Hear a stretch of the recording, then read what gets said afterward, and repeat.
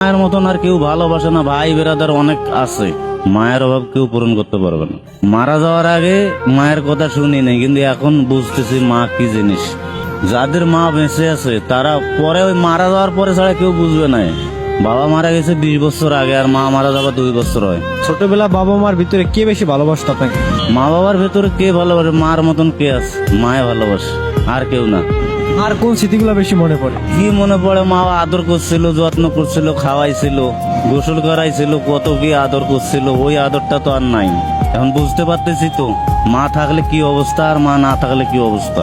মা এখন নাই, মার কোন স্মৃতিগুলো বেশি মনে পড়ে এবং কষ্ট লাগে? কষ্ট লাগে, এখন মায়ের মতন আর কেউ ভালোবাসে না। ভাই বেরাদার অনেক আছে, ওরা কেউ ভালোবাসে না। কারো আছে কারো নাই, আমার নাই।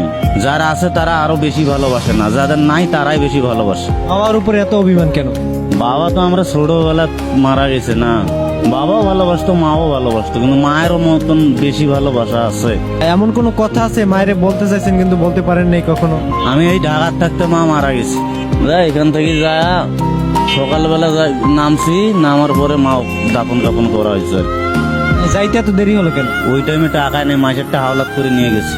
তো শুনার পরে সবাই বলছে যে যাও হাওলাত দাও, পরে আসি দেবে। 500 টাকা দিয়েছে, আমি চলে গেছি। কতটুকু কষ্ট হয়েছে ভিতরে? কষ্ট, কত কষ্ট, ওই কষ্ট শেষ নাই। তা মা পৃথিবী ছাড়ি চলে গেলে কত একটা কষ্ট। মায়ের যদি আবার ফিরে পেতেন তাহলে কি করতেন? মারে আরো ফিরে পাওয়া যায়? ফিরে পাওয়া যাবে না, কইলে তো হবে না। যাদের মা বেঁচে আছে তারা মরার আগে আর বুঝবে না। যতদিন বাঁচি আছে ততদিন ওরা কিছু বোঝে নাই, আমরা এখন বুঝতেছি।